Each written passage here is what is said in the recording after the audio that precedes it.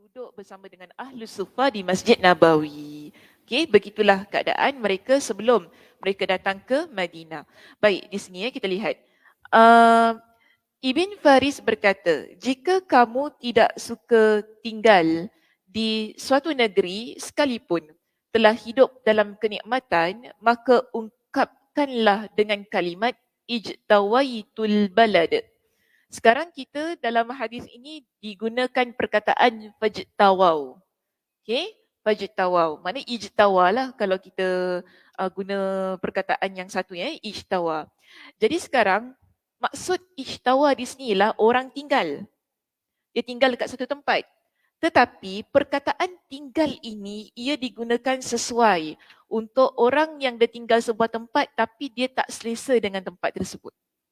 Walaupun dia dapat banyak nikmat. Maknanya dia kaya kan, ada orang dia tinggal sebuah tempat kaya, hidupnya mewah, tapi adakah dia rasa bahagia kat tempat tu? Dia tak rasa bahagia. Jadi untuk orang yang begini, kita guna perkataan ijtawa. Dia tinggal dekat situ kan dalam bahasa Arab ya. Dia tinggal dekat tempat tersebut, ada banyak, walaupun ada banyak kemewahan, kita nampak dia okey, tetapi kalau jiwa dia tak bahagia ataupun dia sakit. Dia sakit. Jadi kita guna perkataan ijtawa.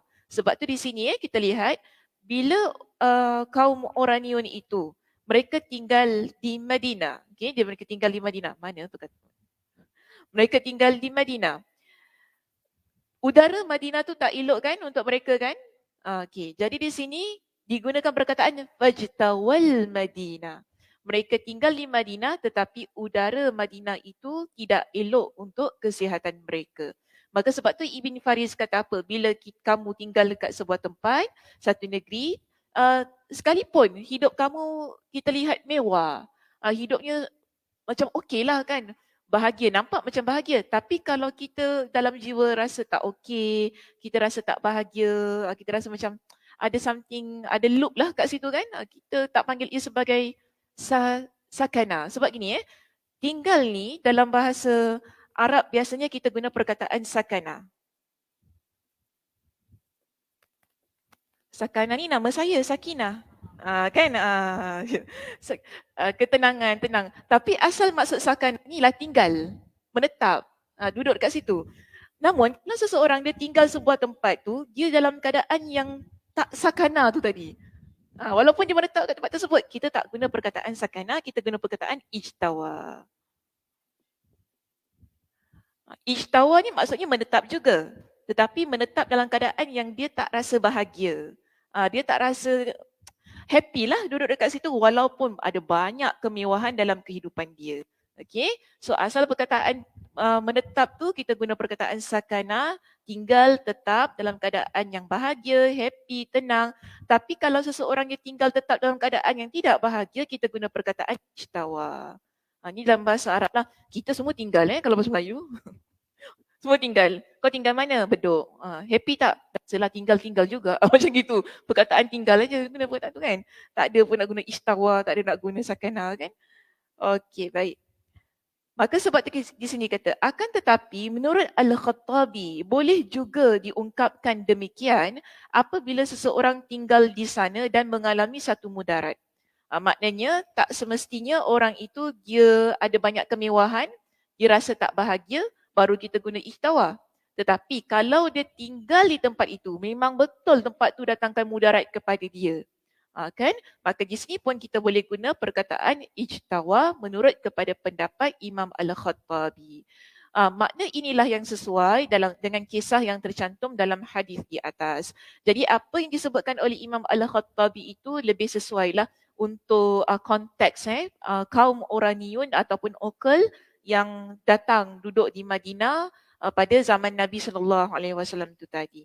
Baik, Al-Qazzaz berkata, makna ijtawau adalah mereka tidak cocok dengan makanan setempat. Makanan pula. Kalau pergi Malaysia ada makanan yang tak cocok? Semua sedap. Oh, subhanallah. Cik Ana pula Cik Ya. Semua Cik Ana makan, Cik Ya makan. Semua. Sama macam saya. Sebab tu saya guna perkataan Malaysia tadi. Kan? Saya lama duduk Malaysia ni, nak dekat berapa? 13 tahun. Tapi makanan macam pelik-pelik macam budu, budu. Kalau dekat Melaka apa Kak Ram? Cencaluk, ni tempoyak, betul. Kalau kadang-kadang kita duduk-duduk kan dalam bilik ni, budak-budak ni balik kampung kan, budak-budak Malaysia ni kalau balik kampung, dia kalau balik asrama, hush, satu kampung punya makanan je bawa. Kalau musim buah, jangan ni lah. Semua nasib baik durian tu dia tak bawa. So, satu goni tu je bawa balik asrama tu kan. Kalau musim manggis ke apa, bawa balik manggis. Dia orang bawa lah balik asrama ni kan. Kalau ni lah, kalau dia buat tempoyak tu, dia bawa lah satu balang tu. Jomlah makan tempoyak. Saya kata, itulah. Durian tu kita suka. Durian saya suka makan. Tapi tak berapa sangat lah. Tak macam Kak Zah. Kak Zah kalau makan durian berbiji-biji kan, macam mak saya. Tapi kalau saya makan durian seulas dah okey lah. Cuma kalau dia buat tempoyak tu, dia tak ni. Tekak dia tak lalu. Macam tu kan, dia pelik-pelik tak boleh. Ada orang suka, ada orang okey kan, dia sesuai dengan dia. Okey lah, tak apa, ikut selera masing-masing. Semua orang ada selera masing-masing. Jangan keji lah. Ini pun tak makan, rugi. Tak payah cakap gitu. Rugi awak tak makan kan, cencaluk sedap. Yelah, tekak awak sedap. Kenapa terliur macam terliur je macam gitu kan. Ada orang tak, ada orang macam dengar okey je, biasa-biasa je. Tak berapa sangat. Jadi di sini kita nampak perkataan ishtawau juga digunakan untuk orang yang duduk kat satu tempat tapi ada makanan yang dia tak sesuai, yang bagi dia tak membuka selera lah. Tapi ada orang membuka selera. Okey, seterusnya Ibn al-Arabi berkata, kata al-jawa artinya penyakit atau wabak. Lalu dalam riwayat lain dari Abu Raja' tersebut tercantum lafaz istawkhamu. Ibn al-Arabi menyatakan kedua lafaz tersebut bermakna sama. Jadi ada dalam riwayat, contohnya riwayat Abu Raja', dia tak guna perkataan ijtawau. Tetapi dia guna perkataan istawkhamu. Maka menurut Ibn al-Arabi, ijtawau dan istawkhamu adalah dua lafaz yang mengandungi maksud yang sama. Sementara ulama yang lain berpendapat bahawa kata al-jawa bermakna sejenis penyakit yang biasa menyerang tubuh bahagian dalam. Maknanya sakit dalaman lah. Yang kita tak nampak dia kat dalam. Ada orang kita nampak dia kurus saja. Tapi sebenarnya dia sakit macam tu kan. Tapi ada orang kurus tak sakit dia. Saya tak sakit. Macam itulah. Nampak kurus kering, Sakinah tu, kau kesian aku tengok dia macam sakit. Tapi tak sakit, okey je. Alhamdulillah, ya, masih lagi sihat. Bukan sebab sakit, memang dia slim macam gitu. Tapi ada orang, kita tengok dia macam makan dalam kan, betul tak? Ini kita panggil sebagai ishtawa, guna perkataan itu. Okay? Tapi ada orang, kita tengok dia macam mana ya? Ada orang dia biasa macam ni, ada orang dia sakit nampak. Maksudnya nampak dekat bahagian kulitnya kan, nampak muka dia mungkin ada something yang tumbuh dan sebagainya. Maknanya itu penyakit yang nampak. Jadi kalau penyakit yang kita tak nampak, yang dia tanggung sendiri, dalam dia yang dia rasa sakit. Contoh macam kanser, orang tak nampak kan, orang sakit kanser betul tak? Bila dia dah teruk baru kita nampak kan. Tapi dia sakit. Ini kita panggil guna perkataan ishtawa. Bila kita nak describe keadaan orang itu yang dia sakit dalam, yang tak nampak pada bahagian luaran. Okay. Baik, seterusnya di sini. Dia kata apa tadi? Dalam riwayat Al-Bukhari melalui jalur Sa'id dari Qatadah, sehubungan dengan kisah ini tercantum, lalu mereka berkata, wahai Nabi Allah, sesungguhnya kami ini adalah orang-orang yang biasa berternak dan tidak biasa bertani.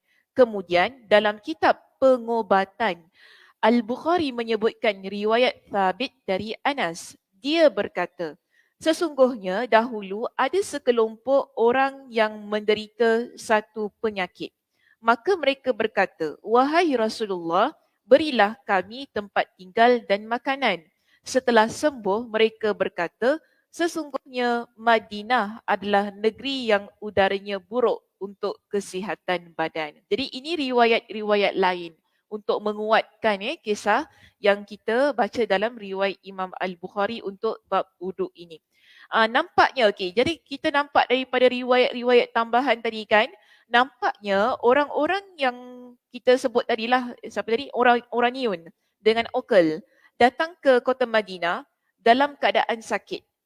Jadi ada juga pendapat yang kata mereka ni datang ke Madinah dalam keadaan yang sakit, dan setelah sembuh dari penyakit itu, mereka rasa tidak senang tinggal di Madinah kerana udaranya buruk untuk kesihatan badan. Adapun yang diderita orang-orang itu sebelum datang ke Madinah adalah penyakit yang menyerang tubuh sehingga menjadikan mereka sangat kurus dan dalam keadaan busung lapar. Busung lapar tu macam mana? Perut dia buncit. Kalau lapar pun buncit juga perutnya.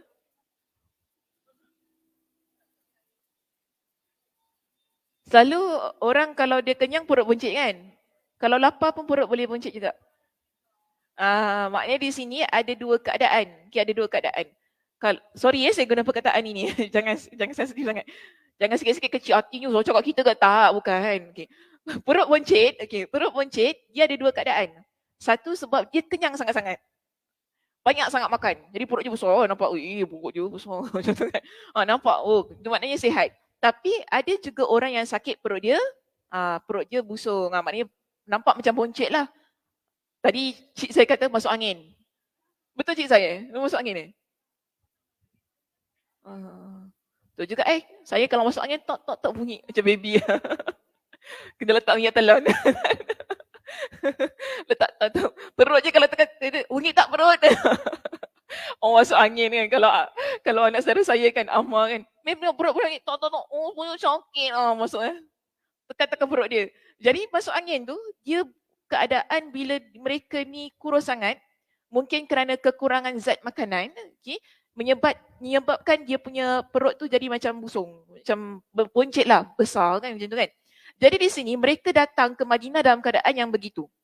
Pendapat ini kata mereka datang ke Madinah dalam keadaan yang mana ada penyakit, lalu mereka lapar sangat-sangat dan menyebabkan perut mereka naik nak perkataan sedap sikit ya. Perut mereka naik. Perut mereka taklah guna perkataan tadi busung. Busung lapar tadi kan. Jadi kat sini kata dalam riwayat Abu Awana melalui jalur Ghailan dari Anas tercantum lafaz kana bihim huzalun syadidun. Jadi dia guna perkataan ini. Huzalun syadidun. Orang-orang itu kurus kering. Kurus kering. Maknanya kita tengok je dahsyat. Kurus kering. Macam tadilah cik saya kata macam orang dekat tempat tu lah. Kesian kesian. Jadi keadaan mereka sedemikian. Dan dalam riwayat lain juga, tapi dari jalur Abu Sa'ad dari Anas, tercantum lafaz musfarratan alwanuhum. Sehingga warna kulit mereka pun jadi kuning. Merubah warna kulit mereka kerana kedahsyatan fizikal yang mereka hadapi. Mereka sakit sehingga kurus kering, perut mereka membusung tadi dan merubah warna kulitnya menjadi kuning. Sedangkan yang mereka maksud dengan buruk udara Madinah untuk kesihatan itu, yakni setelah sembuh dari penyakit tersebut. Masa sakit tak rasa Madinah tu dia menyebabkan mereka sakit kan. Tapi setelah mereka sembuh, mereka pun kata setelah sembuh dari penyakit tersebut adalah penyakit demam panas yang biasa menimpa penduduk kota ini. Siapa kalau pergi Madinah demam? Biasa tak? Tak biasa. Kak Zah pergi Madinah hari tu demam? Tak demam ya. Okey je Tengok badan juga. Ada orang dia tak ni. Tak sesuai udara tu kan. Hari tu saya pergi memang demam Tak pernah saya rasa macam tu. Dahsyat sangat demam. Tapi ada hadis Nabi yang tunjukkan bahawa Madinah ni dia ada satu, kalau orang kata tak kerasan kalau bahasa kita kan. Dia kalau tak ada sejuk sangat tapi kalau ada orang dia tak sesuai dengan Madinah ni boleh menyebabkan dia sakit. Ada situasi yang begitu. Ada hadis Nabi yang menyebutkan sedemikian. Jadi kita kalau pergi umrah, kadang-kadang ada orang dia sakit kan, suasana tu, udaranya. Bukan sebab dia berdosa jangan cakap, ni sebab kau dosa ni, ya Allah nak hapuskan dosa kau. Ya Allah, kadang-kadang ayat pun tak jaga kita ni. Mulut tak ada insurans. Oh demam tak apalah Allah ampunkan dosa-dosa kau ni. Kau banyak dosa ni sebab tu pergi Madinah demam. Apa? Geram je aku dengar. Geram je kita dengar. Apa saja je orang-orang ni. Betul lah kita kata kan. Kalau kita sakit ni sebab antara tujuannya lah untuk menghapus dosa-dosa kita. Tapi kita janganlah cakap dengan orang yang sakit tu macam gitu kan. Tak elok Nabi pun tak cakap gitu kat orang yang sakit. Nabi ziarah orang sakit ataupun ada orang sakit, Nabi tak cakap pun, oh sebab kau ni banyak dosa. Tak ada. Nabi cuma cakap peringatan supaya kita ni la tasubbul humma. Jangan kita caci maki demam. Penyakit demam ni jangan dicaci maki. Kerana apa? Penyakit demam ini dia umpama api yang membersihkan besi yang karat. Untuk bersihkan ataupun menghapuskan dosa-dosa seseorang hamba. Kita faham gitulah. Tapi kita janganlah cakap dengan orang, oh kau demam ni sebab kau dosa banyak, Allah ampun. Nabi kata gitu untuk berikan kepada kita ni dengan semangat, jangan berputus asa ketika kita sakit. Lebih-lebih lagi orang yang sakit demam ni kan. Jangan kita pula caci maki ni, apalah sakit demam ni, tak guna demam ni. Tak cakap gitu. Maknanya kita Alhamdulillah. Kita jadikan ia sebagai antara cara untuk menghapuskan dosa kita. Kita faham gitu untuk diri kita. Tapi jangan pula kita pergi apply kat orang lain, kita macam cakap gini-gini, sebab kau banyak dosa. Tak boleh cakap gitu. Dia menyakitkan hati orang lain. Kan? Macam lah awak tahu saya banyak dosa. Dosa apa saya buat? Tahu nak? Tak tahu. Tak tahu. Kita tak tahu dosa apa yang orang lain buat. So kita jaga dosa masing-masing. Okay, muhasabah untuk diri sendiri. Jangan kita inilah menghukum orang dengan keadaan-keadaan yang ada pada orang lain di situ. Okey, baik, seterusnya di sini. Mana tadi? Penyakit demam penduduk yang biasa menimpa, penyakit demam panas yang biasa menimpa penduduk Madinah. Sebagaimana yang disebutkan oleh Imam Ahmad melalui jalur Humaid dari Anas. Pada pembahasan selanjutnya akan dijelaskan tentang penyakit demam Madinah. Nanti insya-Allah kita akan jumpa hadis yang menjelaskan kepada kita penyakit demam yang ada di Madinah berdasarkan riwayat dari hadis Aisyah, iaitu dalam kitab pengobatan. Di sana juga disebutkan bahawa Nabi SAW berdoa kepada Allah agar memindahkan penyakit tersebut ke daerah Juhfa. Dalam riwayat Muslim melalui Muawiyah bin Qurrah dari Anas, tercantum lafaz waqa'a bil madinatil mumu. Cute mumu. Tapi ini nama penyakit lah. Yang panggil mu kan. Mu. Mam. Okay. It's not mam, it's mum. Mum. Okay. Di Madinah berjangkit penyakit mum. Okay, mum. Lafaz al-mum dibaca dengan mendammahkan huruf mim dan mensukunkan huruf waw. Jadi kita baca al-mumu. Ia menjelaskan bahawa al-mumu adalah penyakit birsam. Okay. Dibaca dengan mengkasrahkan huruf ba yang berasal dari bahasa Suryani, bahasa asli Injil yang sudah diadaptasi ke dalam bahasa Arab, iaitu gangguan pada fungsi otak, radang otak dan radang di dada. Okay. Bahaya bahaya. Radang apa bahasa Inggeris? Meningitis.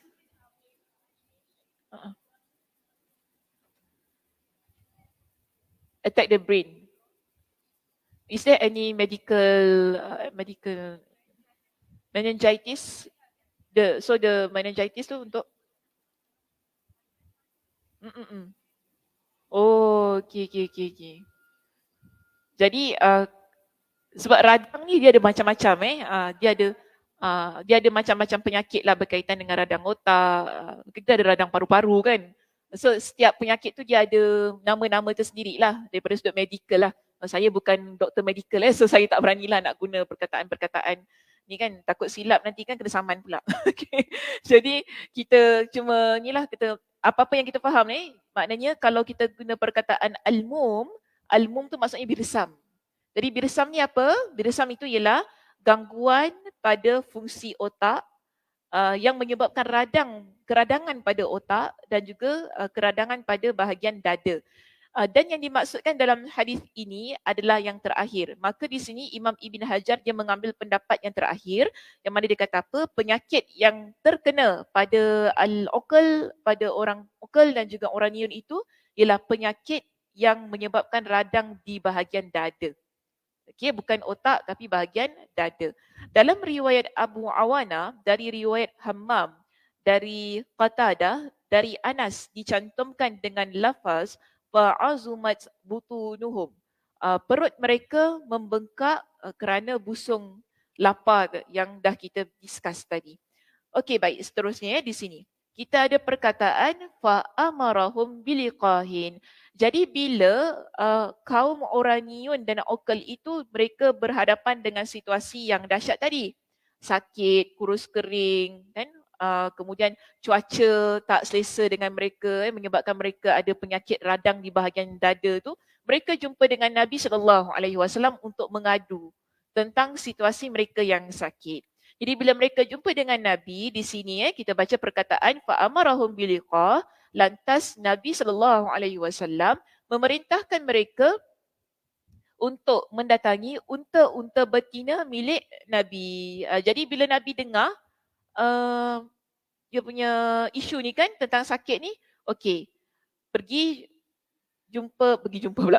Pergi dekat tempat unta milik Nabi ni untuk minum susu. Minum susu unta Nabi SAW.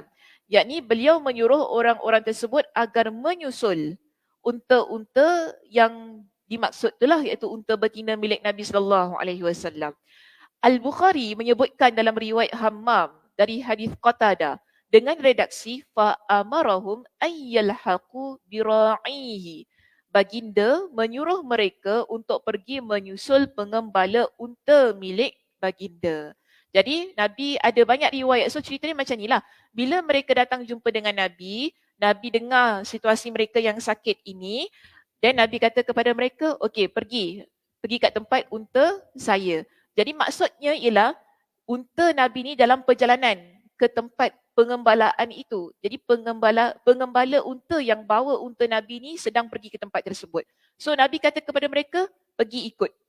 Pergi ikut pengembala saya tu yang sedang mengembalakan unta-unta saya di sana. Baik. Kemudian di sini ada redaksi yang lain juga. Al-Bukhari juga memiliki sanad yang lain dari Qutaibah, dari Hammad dengan lafaz fa'amara lahum biliqahin. Lalu beliau memerintahkan agar unta betina dibawakan untuk mereka. Jadi ada riwayat kata Nabi perintahkan unta tu yang pergi. Bukan unta pergi. Maknanya pengembala bawa unta tu pergi jumpa dengan siapa ni? Oraniun dengan Okal. Yakni dengan tambahan lafaz huruf lam. Kita tak apalah, tinggalkan saja. Dalam riwayat Abu Awana, kita lihat perenggan berikutnya di situ. Dalam riwayat Abu Awana, dari riwayat Muawiyah bin Qurrah, yang sanadnya diriwayatkan oleh Muslim, tercantum dengan lafaz, annahum bada'u bitalabil khuruji ilal liqahi. Bahawasanya mereka mulai memohon agar diberi izin untuk pergi ke tempat unta tersebut. Jadi dalam kisah yang riwayat Abu Awana ni kita faham, mereka jumpa dengan Nabi minta izin nak pergi kat tempat pengembala unta Nabi SAW. Faqalu, apa yang mereka kata kepada Nabi? Ya Rasulullah, qad waqa'a hadzal waja'u falau adhinta lana fakharajna ilal ibil. Mereka kata, wahai Rasulullah, penyakit ini telah menyerang kami. Maknanya mereka ni sakit sangat-sangat. Kan dia kata kami dah tak tahu nak buat apa dah. Alangkah baiknya jika engkau izinkan kami pergi mendatangi unta tersebut. Jadi tadi asalnya Nabi minta unta tu dibawa kepada mereka. Namun sekarang mereka minta supaya mereka yang pergi kat tempat unta tu. Sebab mungkin dah sakit sangat, dah tak boleh tunggu. So mereka nak pergi kat tempat unta tu. Okay, fine. Kita lihat seterusnya. Al-Bukhari juga menyebutkan dari riwayat Wuhaib dari Ayyub. Mereka berkata, wahai Rasulullah, carikanlah susu buat kami. Jadi mereka sakit sekarang, mereka nak minum susu unta. Dan mereka minta supaya Nabi carikan susu untuk mereka. Dan Nabi kata kepada mereka, ma ajidulakum, aku tidak mendapatkan susu untuk kalian illa antalhaku bidzawdi, kecuali jika kalian pergi sendiri ke tempat kumpulan unta tersebut. Sekarang ni Nabi tak ada susu unta tu dengan baginda. Kan? Jadi Nabi pun memberikan saranan kepada mereka. Kalau nak cepat, okey, pergi dekat tempat pengembala kambing saya tu kan, jumpa mereka, ikut mereka dan minum susu unta di situ. Maknanya unta milik Nabi SAW. Dalam riwayat Abu Rajak tercantum pula dengan lafaz yang begini. Hazihi na'amun lana takhruju fakhruju fiha. Unta-unta ini milik kami. Silakan kalian pergi ke sana. Jadi Nabi kata kepada mereka, unta-unta yang ada dekat sana tu, yang Nabi suruh pergi tu kan, itu milik kami. Milik kami tu maksudnya milik saya. Sekarang silakan kalian pergi ke sana, jumpa unta je. Jumpa unta tu kan, dapatkan unta tu, minum susu daripada unta tersebut. Baik, sekarang ini, dalam hadis, dia guna perkataan liqah. Itu liqah.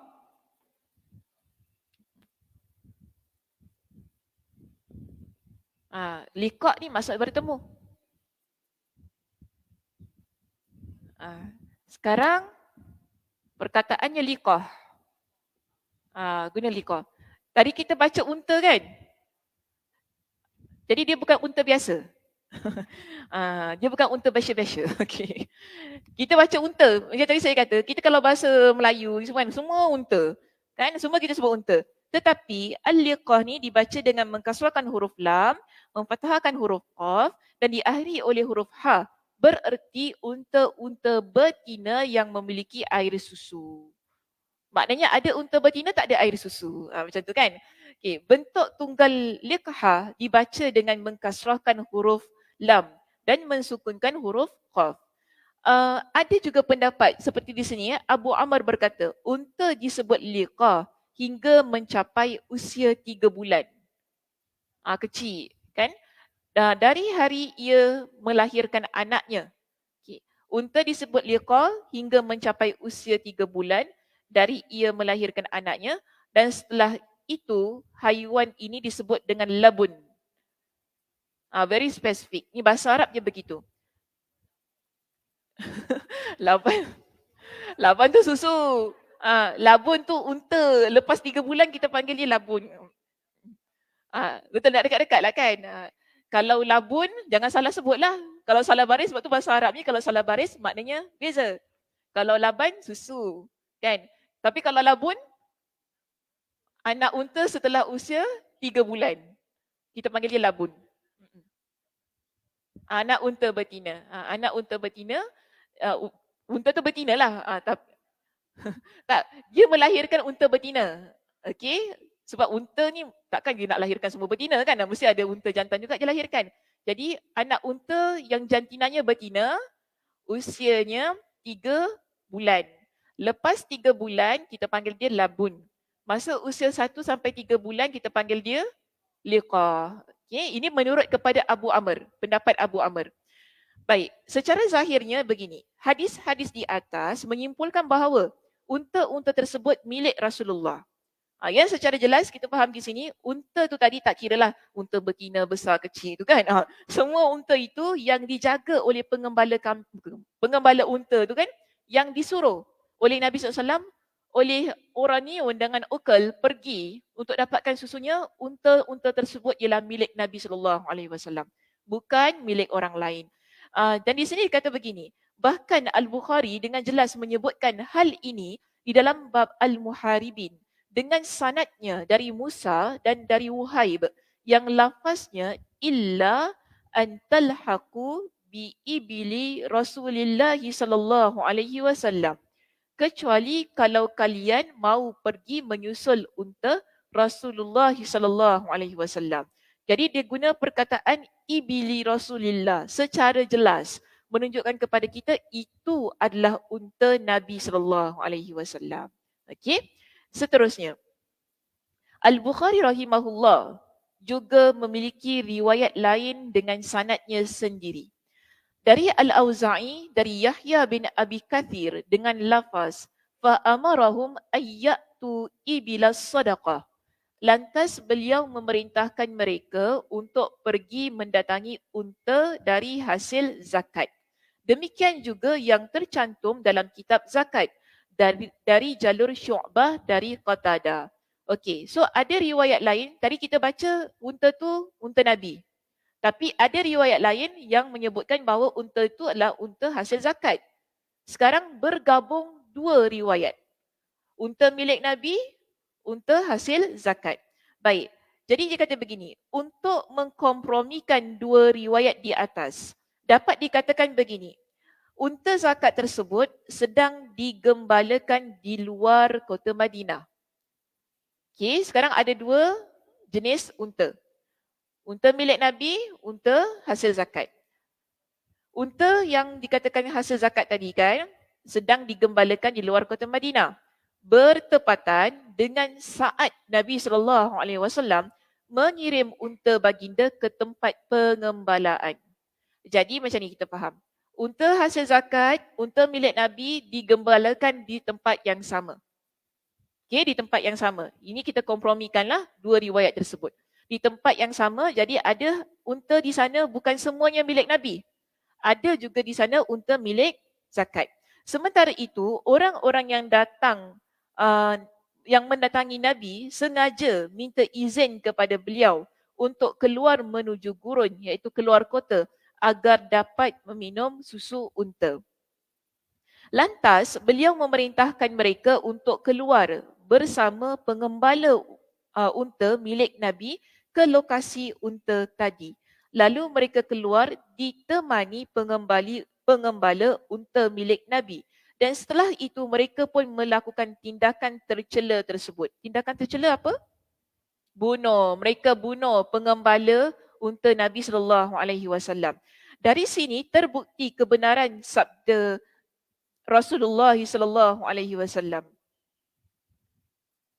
Innal Madinata tanfi khabathaha. Sesungguhnya Madinah itu akan mengeluarkan sesuatu yang buruk dari dalamnya. Sebab kes ni berlaku dekat luar ke dalam Madinah? Luar. Luar kota Madinah. Kerana unta tadi digembalakan di luar kota Madinah. Dua-dua unta milik Nabi dan unta hasil zakat tu di luar kota Madinah. Jadi pembunuhan itu berlaku di luar kota Madinah. Sebab tu nanti kita baca, dah sampai belum? Dah sampai. Okey. Di sini seterusnya.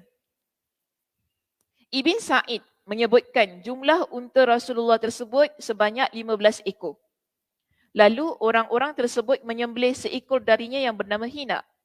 Keterangan ini diriwayatkan oleh Ibn Sa'ad dari Al-Waqidi secara mutaba'ah sebab Al-Waqidi sendiri telah menyebutkannya dalam kitabnya Al-Maghazi dengan sanad yang lemah lagi mursal. Tapi ini da'if lah sanad ini. Yang sebut nama yang disembelih unta tu kan, yang namanya Hina tu. Okay, itu riwayat yang lemah lah. Sama juga dengan 15 ekor tu. Tapi tak apalah, kita ambil sebagai info tambahan sahaja. Okay, dia tak menjejaskan apa-apa pun. Baik, perkataan wa ayyashrabu serta meminum, yakni beliau menyuruh mereka untuk meminum. Al-Bukhari memiliki riwayat lain dari Abu Raja dengan lafaz perintah fakhruju fashrabu min albaniha wa abwaliha. Pergilah kalian lalu minumlah air susu dan air kencing unta-unta tersebut. Jadi ini perintah Nabi kepada mereka. Mereka keluar pergi ikut pengembala unta tu kan di luar kota Madinah tadi, duduk kat tempat pengembala unta tersebut. Nabi kata minum susunya dan juga air kencing unta yang ada di sana. Sementara dalam riwayat Syu'bah dari Qatadah, penggalan hadis ini disebutkan dengan redaksi farakhasa lahum ayyatu sadaqata fayashrabu. Lalu beliau mengizinkan mereka untuk mendatangi unta zakat, maka mereka pun meminum darinya. Mereka dibolehkan minum air susu unta zakat ini kerana mereka termasuk Ibn Sabil. Jadi sebab tu boleh minum susu daripada air unta zakat tadi. Mereka juga dibolehkan meminum air susu unta Rasulullah SAW kerana mereka sudah mendapat izin dari beliau. Jadi di sini maknanya mereka minum susu daripada kedua-duanya. Sama ada susu milik Nabi ataupun susu hasil zakat tu. Dua-duanya diizinkan untuk mereka. Kalau mereka minum susu hasil daripada unta zakat kerana mereka adalah ibn sabil. Jadi dibenarkan untuk mereka. Okey. Dan bila mereka diizinkan minum susu unta milik Nabi kerana Nabi yang izinkan. So tak ada isu dekat sini. Kenapa dia minum susu unta zakat? Kenapa dia minum susu unta milik Nabi kan? Kerana dua-dua dapat keizinan dan dua-dua ada haknya untuk mereka minum.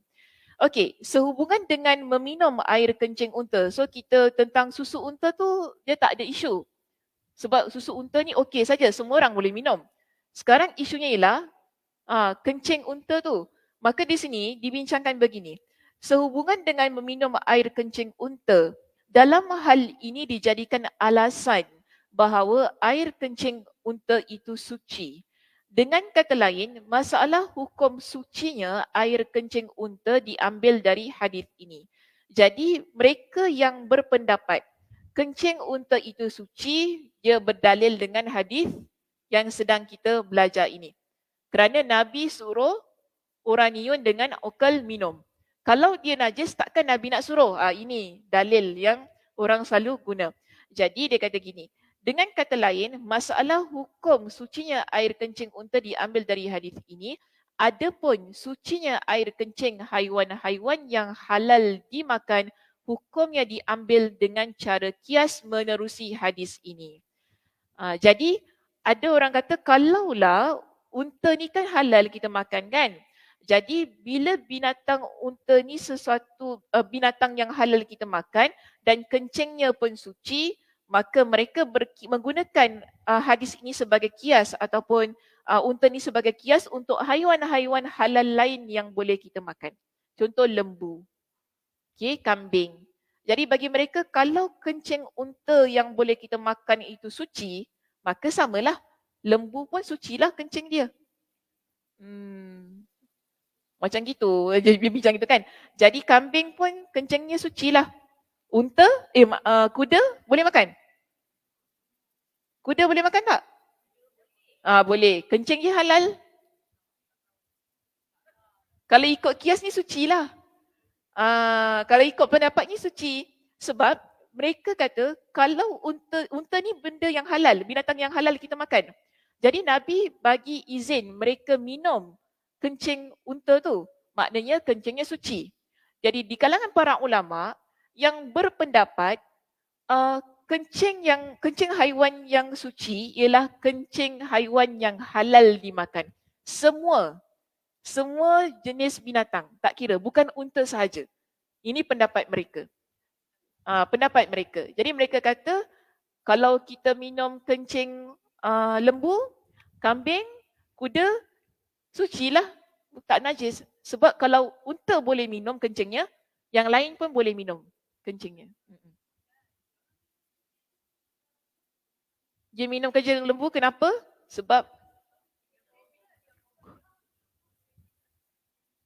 COVID Oh.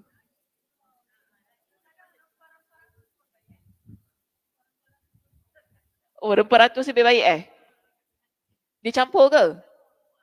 Serius? Serius? Serius? Oh. Alamak, tiba-tiba tekak aku kembang Tiba-tiba macam kalau kat sini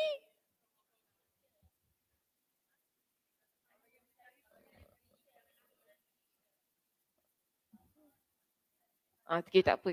Kadang-kadang kan yang ada yang jual dekat pasar tu kan, yang original yang tak packet, rempah ratus yang tak packet tu kan. Maknanya dia ambil jeruk-jeruk kan. Kalau gitu dia campur ke?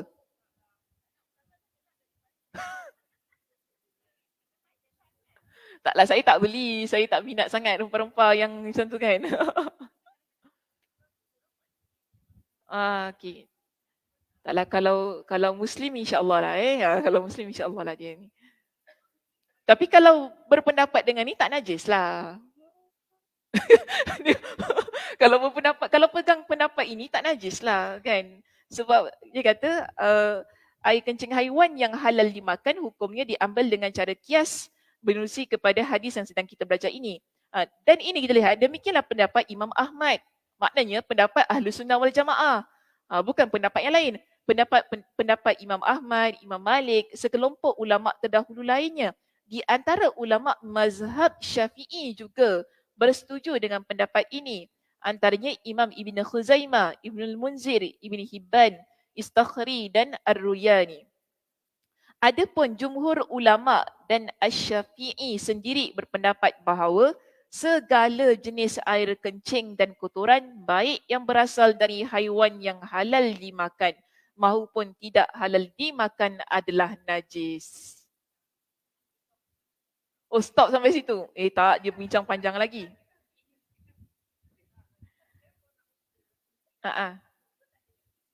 Oh, kalau nak unta, unta tak ada kat sini. Pergi umrah baru jumpa unta. Dekat Uzbek ada unta. Ha. Mm-mm. Mm-mm. Mhm. Kerana perubatan. Uh-uh. Uh-uh. Jadi maknanya dia tak umum lah. Maknanya kita tak boleh kita tak boleh minum kencing tu suka hati kita lah. Kita guna ayat macam tu. Kita tak boleh minum kencing apa-apa kencing lah senang. Apa-apa kencing tu suka hati lah. Maknanya okey, kalau kita ikut kepada tadi kan pendapat yang pertama tadi, kita tak boleh minum kencing haiwan yang halal dimakan sesuka hati. Dia perlu dilihat pada situasi dan keadaan. Tak boleh, minum sunnah Nabi cakap dalam hadis minum. Dia tak bukan gitu. Dia bukan keadaannya sedemikian. Okay, nanti kita akan bincangkan ni. Saya tanya, nak berhenti sini ataupun nak sambung baca lagi? Sebab panjang lagi ni. Boleh masuk lagi ke tak? Kok macam dah otak tak boleh masuk lagi, macam mana? Ya. Yeah. Mm-mm. Mm-mm. Betul? Najis lah. Kita panggil najis. Tapi mungkin kita lihat di sini. Kalau ianya ada dalil dan jika ianya disokong oleh kajian saintifik dan membuktikan bahawa kencing itu boleh mengubati. Dia mungkin ada something pada kencing tersebut yang boleh mengubati. Tak ada masalah. Namun tujuannya ialah perubatan. Bukan diminum saja-saja macam kita minum air kok. Minum air teh contoh kan, minum air teh kan. Petang-petang nak buat kencing unta minum. Tak ada, bukan gitu. Kalau gitu tak boleh lah. Kan kalau gitu tak boleh. Jadi kita nampak di sini, secara umum yang kita faham sebelum kita bincang pun kita dah faham di sini. Kaum Oranian dengan Okal, mereka minum sebab mereka sakit. Jadi kalau yes, untanya bukan sebarangan unta. Untanya adalah unta milik Nabi SAW.